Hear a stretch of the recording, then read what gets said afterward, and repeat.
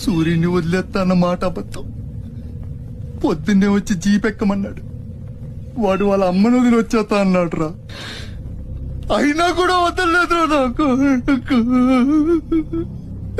ఎవడైనా గీత దాడితే చంపేస్తా అన్నాడు రా.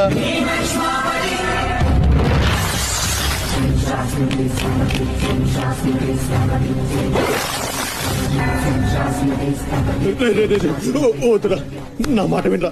వచ్చేరా వచ్చేరా, వాడిని వదిలేరా. వాడొక్కడితోనే పోద్ది.